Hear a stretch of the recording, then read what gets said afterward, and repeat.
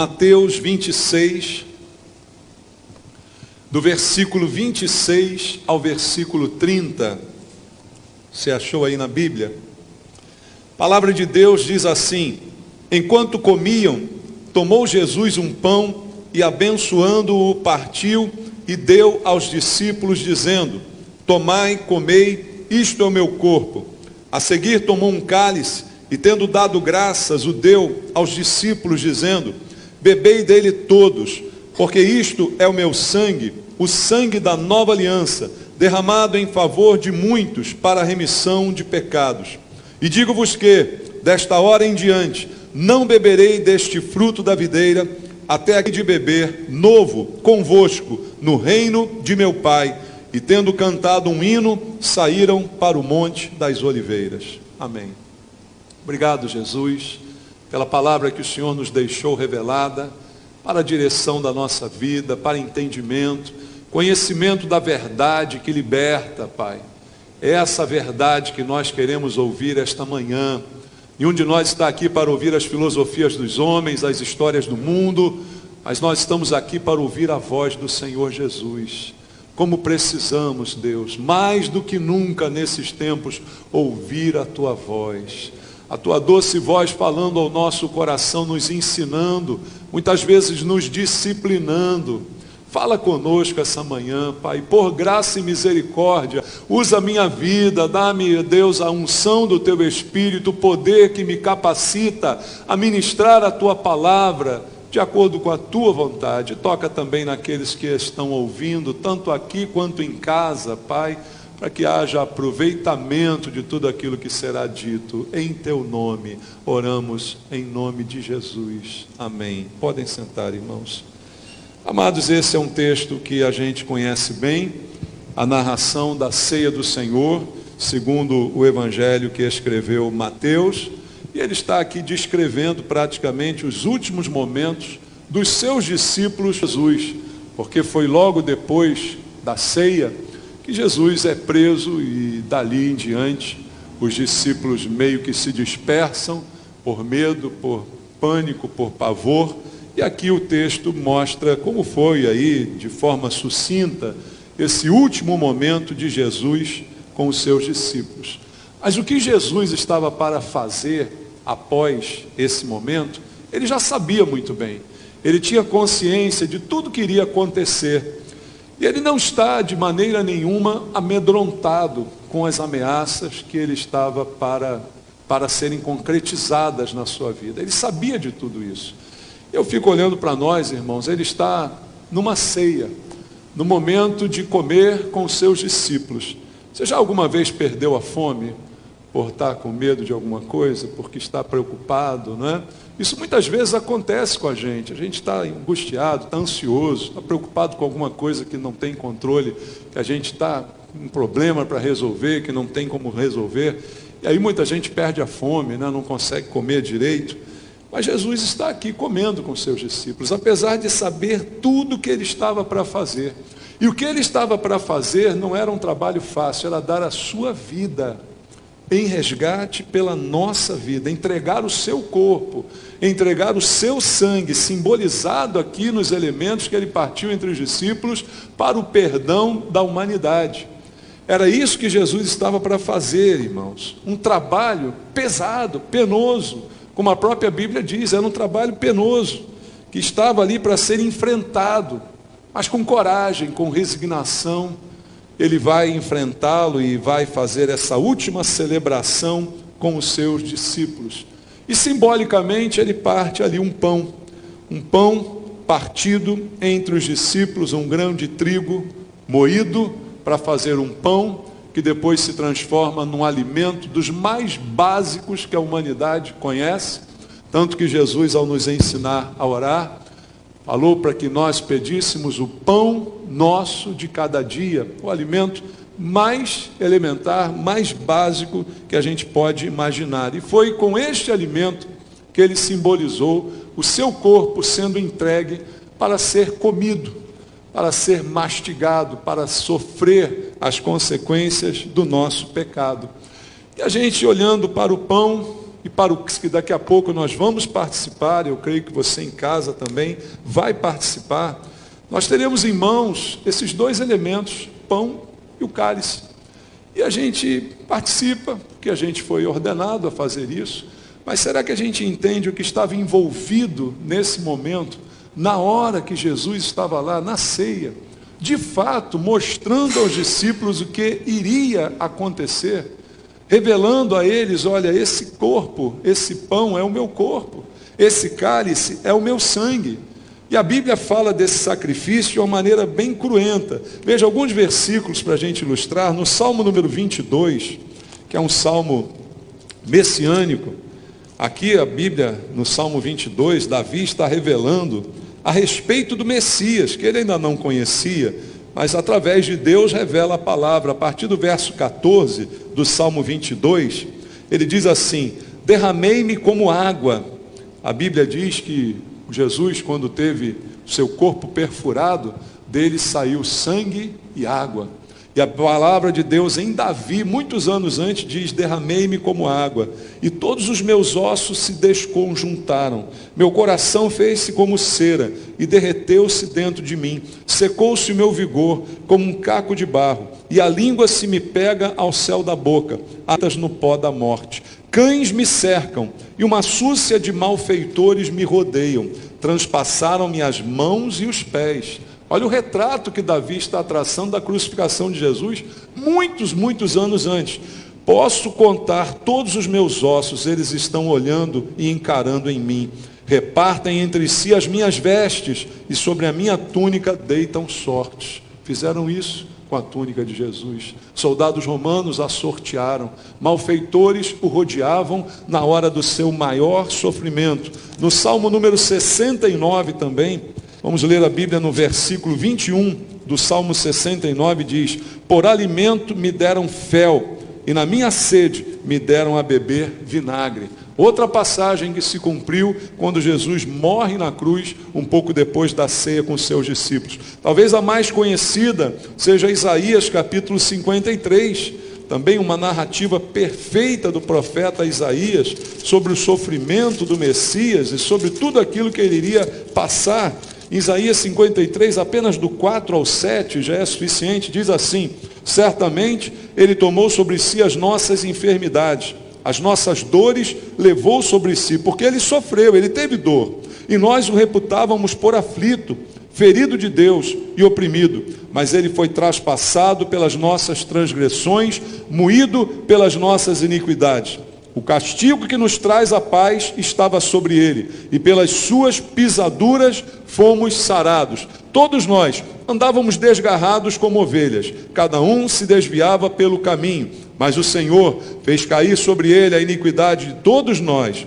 Ele foi oprimido e humilhado, mas não abriu a boca, como cordeiro levado ao matadouro, e como ovelha muda perante os seus tosqueadores, ele não abriu a boca. Também Isaías, 600 anos antes, declarando como seria o sofrimento de Jesus. E a própria Bíblia, também no Novo Testamento, a gente leu Mateus 26, em que ele está terminando a ceia. Vamos adiante um pouco, ler Mateus 27.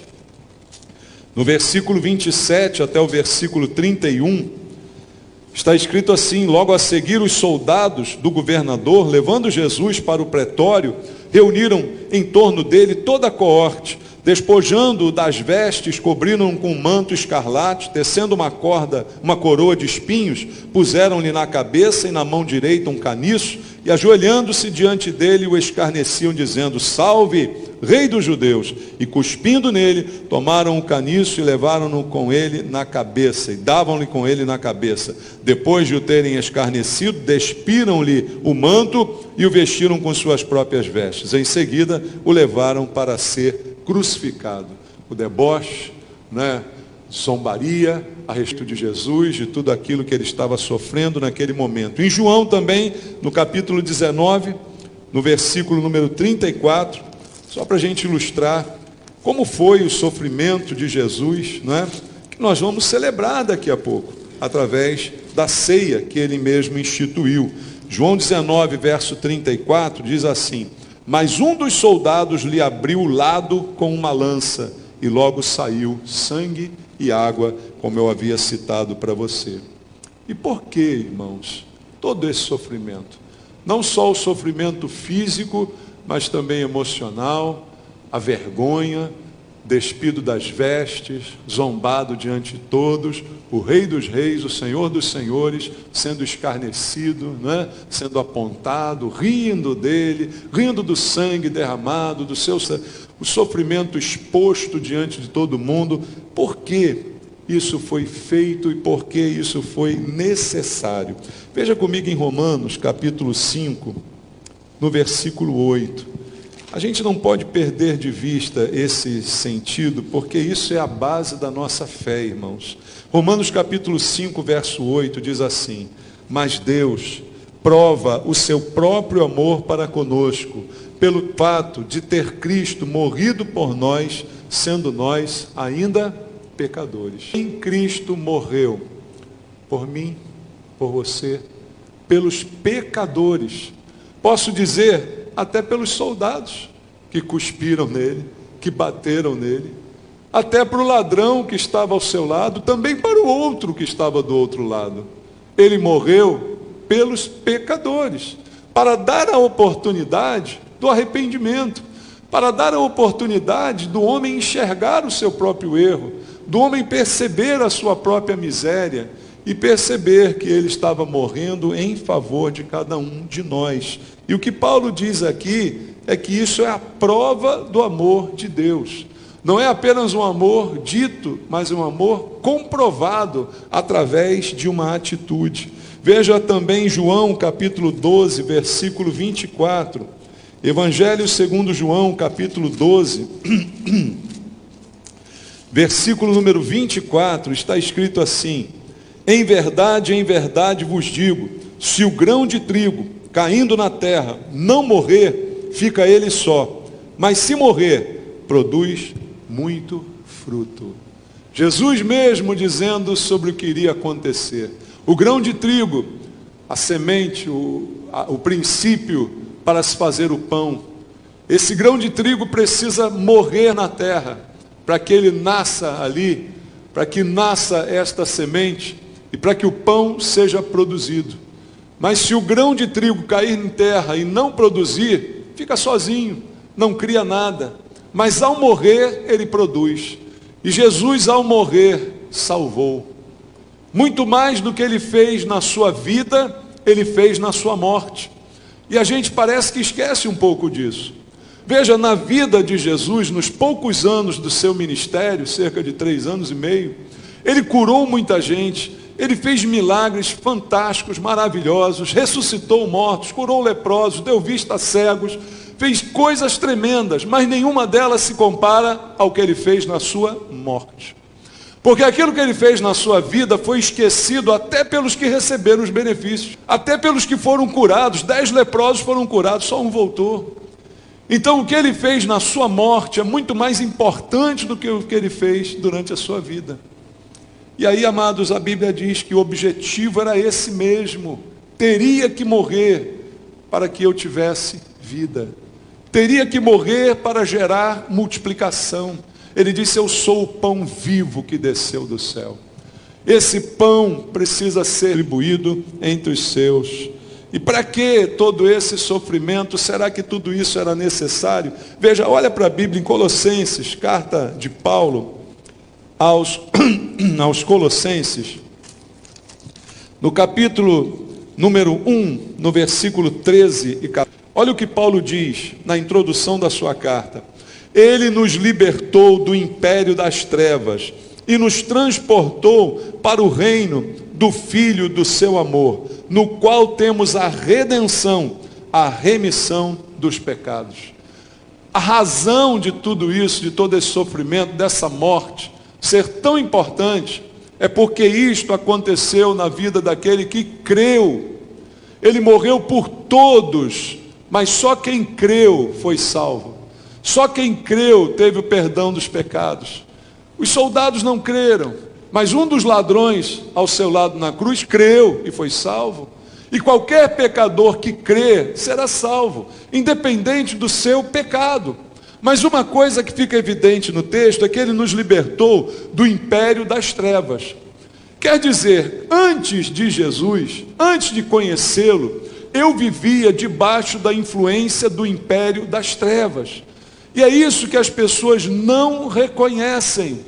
Elas acham que estão na luz, elas acham que são pessoas boas, elas acham que têm boas obras para mostrar para os outros e se auto-justificarem por aquilo que fazem e exibem. Mas a Bíblia é clara, sem Cristo o mundo está nas trevas. Mas para quem estava na região da sombra da morte, resplandeceu a luz, como diz a palavra de Deus. E a luz veio ao mundo, como diz João capítulo 3, mas os homens amaram mais as trevas do que a luz, queridos. Então é uma questão de escolha. Quem quer as trevas, quem está nela e nem percebe que está. A pior coisa não é ser cego, mas é não perceber a própria cegueira. Diz o ditado popular, o pior cego é aquele que não quer ver. E as pessoas estão nas trevas, mas não querem ver a luz. Porque gostam das trevas, porque suas obras são más. E aquilo que é mal deve ser feito escondido, deve ser feito no escurinho, deve ser feito não à vista de todos. Mas quem chega para a luz se expõe ao julgamento de todos. Mas é nessa luz que nós temos que andar. E era necessário que isso acontecesse para que eu tivesse os meus pecados perdoados, deixasse a vida das trevas e viesse para a luz. Que os meus pecados fossem mostrados pela luz, mas ao mesmo tempo perdoados por Jesus. Essa era a necessidade da sua morte dessa maneira. Porque o pecado é uma realidade que as pessoas não gostam de comentar, as pessoas não gostam de perceber, ninguém gosta de falar de pecados.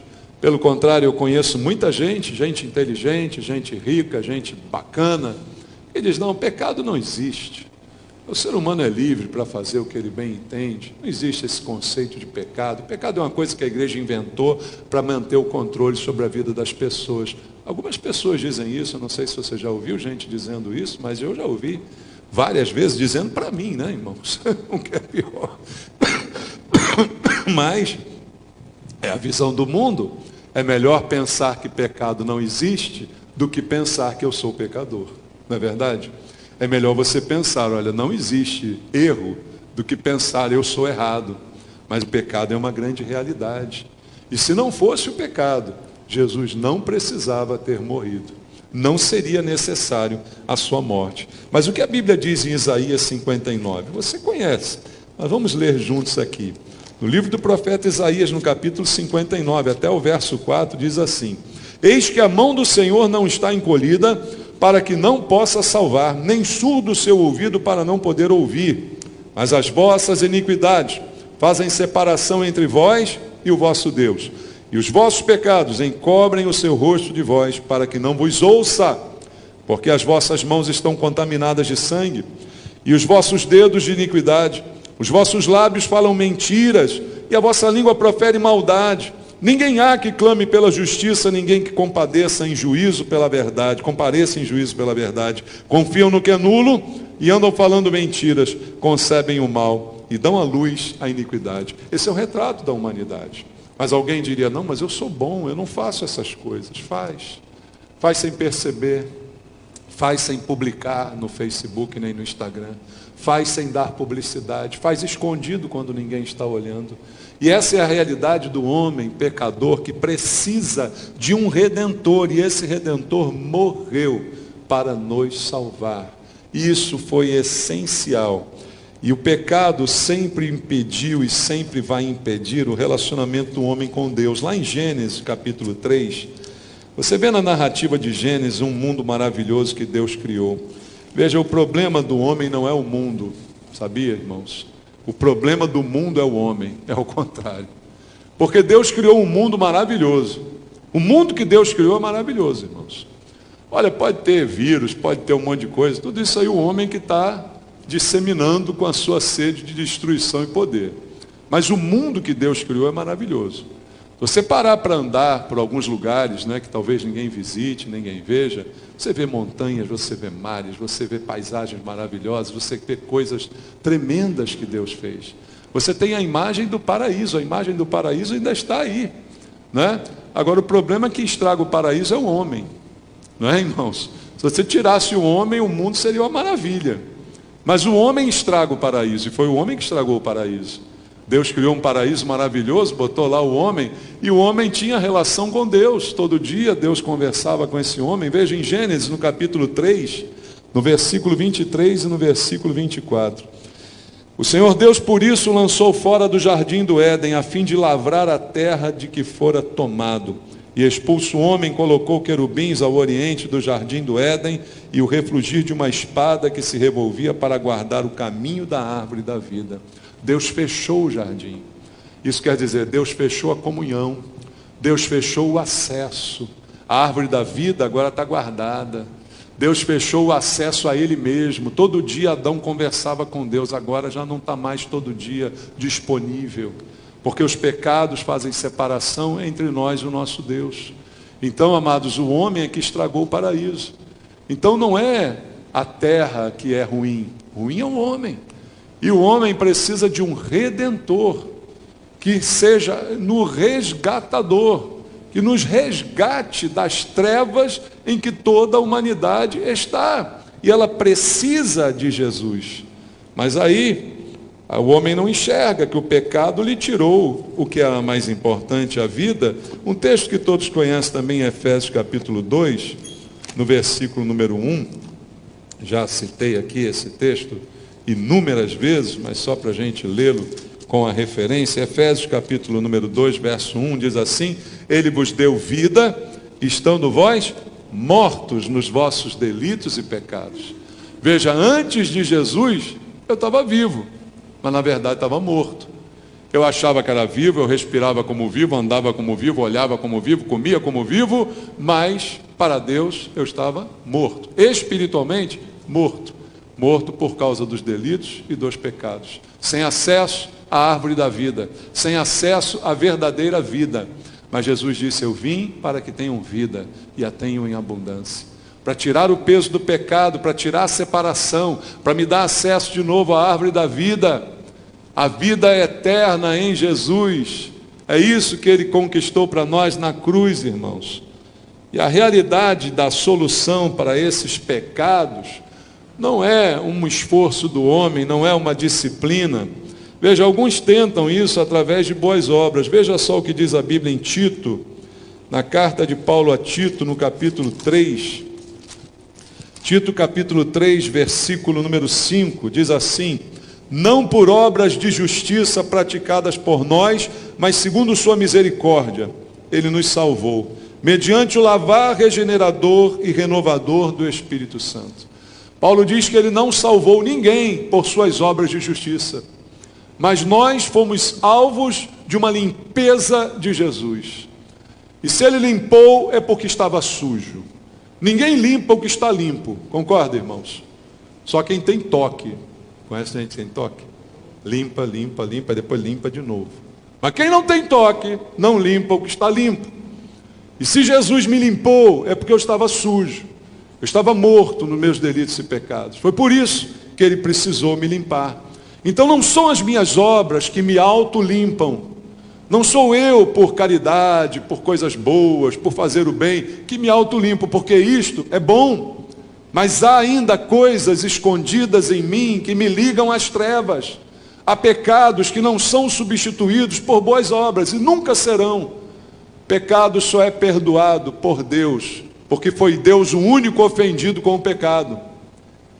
Boas obras são importantes, Deus gosta delas, mas não para substituir o pecado que eu cometi contra Ele.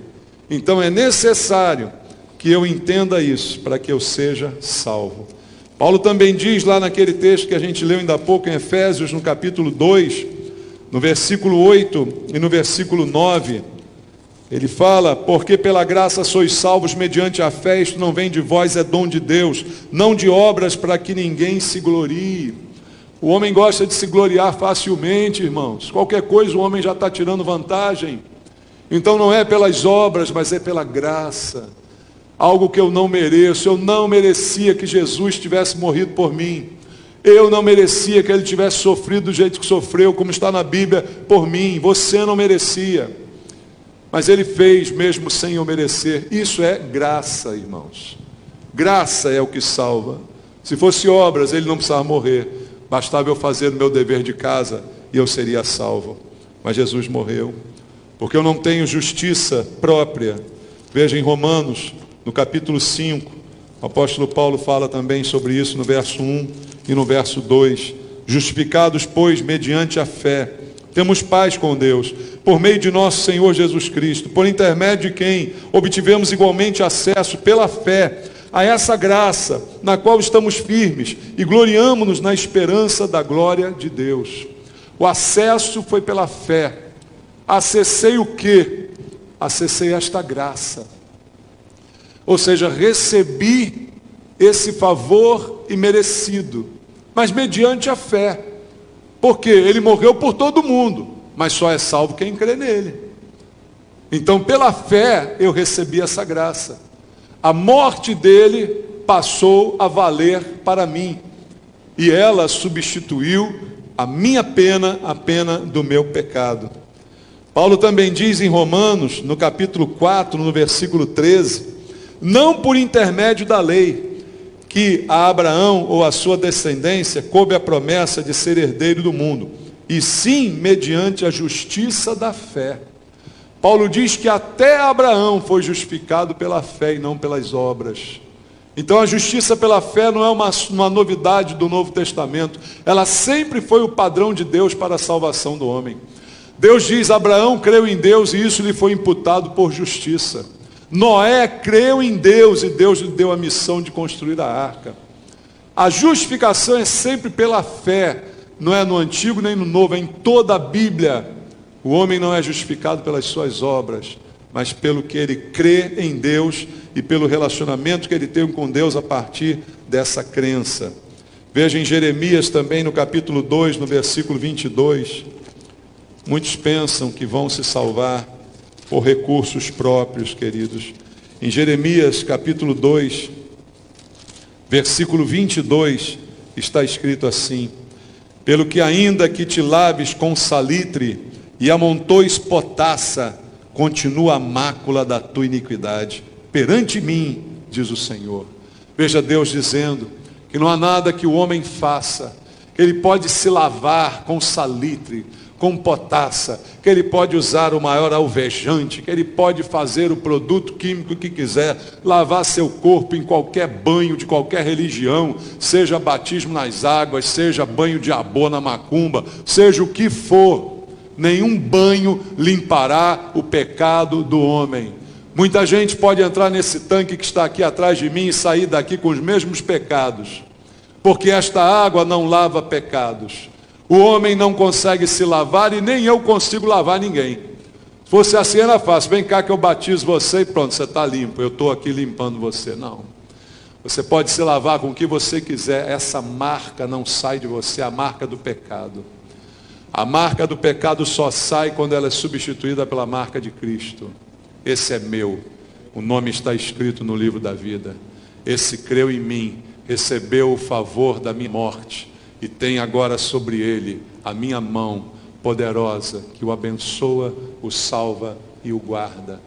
Amados, não é por um esforço humano que o homem será limpo, porque senão, repito eu, Cristo não precisava ter morrido. Se tivesse algum banho, se tivesse alguma simpatia, se tivesse alguma mandinga para limpar o pecado do homem, Cristo não precisava ter passado pelo que passou. Mas ele passou porque era a única alternativa que o homem tinha. E sem Cristo não temos nada. Mas com ele nós temos perdão e temos justificação, que é aquilo que nós precisamos. Quero ler com você mais 2 versículos para terminarmos. 1 de João, capítulo 1, versículo 8 até o versículo 10. Palavras tão simples de João, mas tão importantes para o entendimento do homem. Se dissermos que não temos pecado nenhum, quantas pessoas dizem isso, irmãos?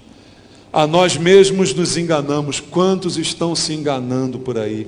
E a verdade não está em nós.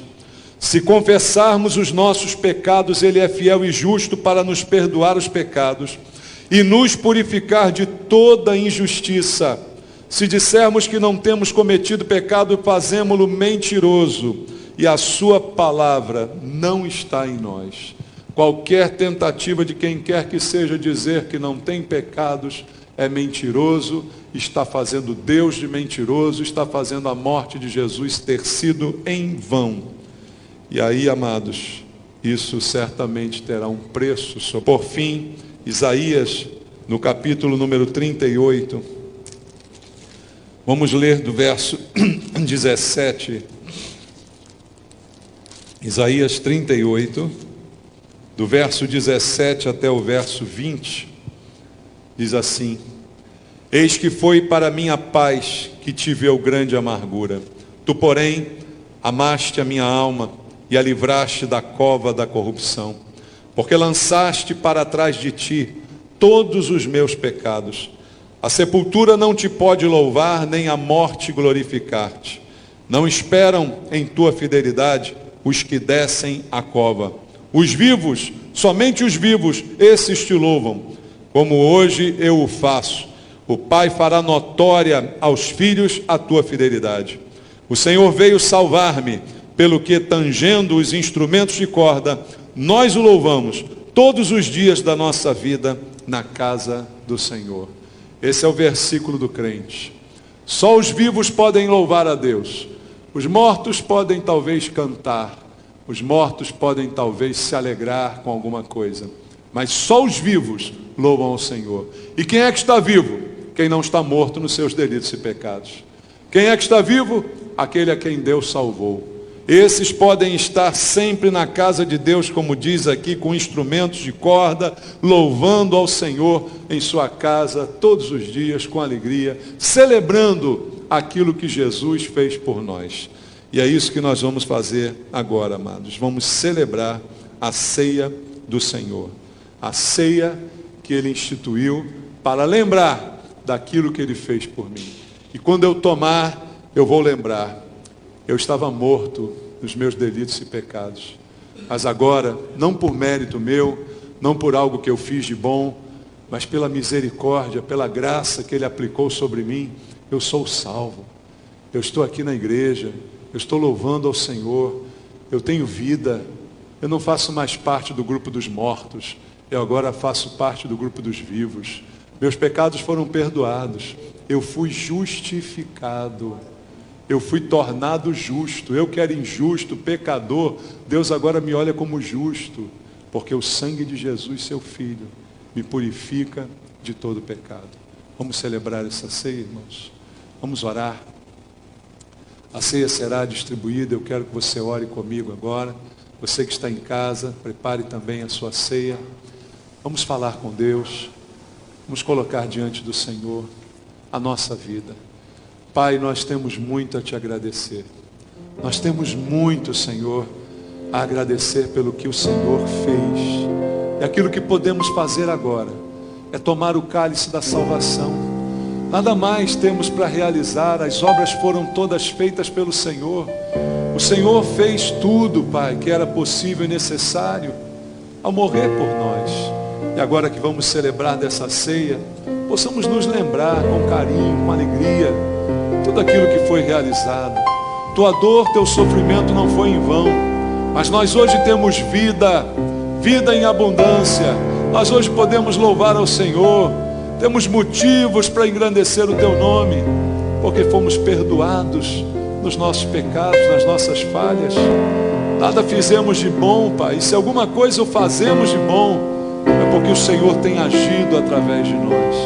Recebe a nossa adoração, recebe o nosso louvor. E nesse momento que estivermos participando da ceia, que haja um exame no nosso coração, para que se há alguma coisa errada, possamos colocar diante do Senhor. Tua palavra diz: se confessarmos os nossos pecados, Tu és fiel e justo para nos perdoar e nos purificar. Recebe, Deus, a nossa oração e abençoa, Pai, cada família nesse momento, em nome de Jesus.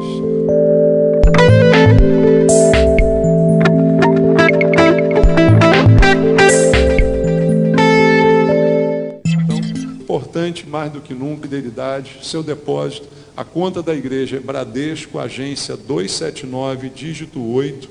Só precisa botar o dígito, né? Quem faz Bradesco para Bradesco, quem faz DOC ou TED não precisa do dígito na conta, é 279.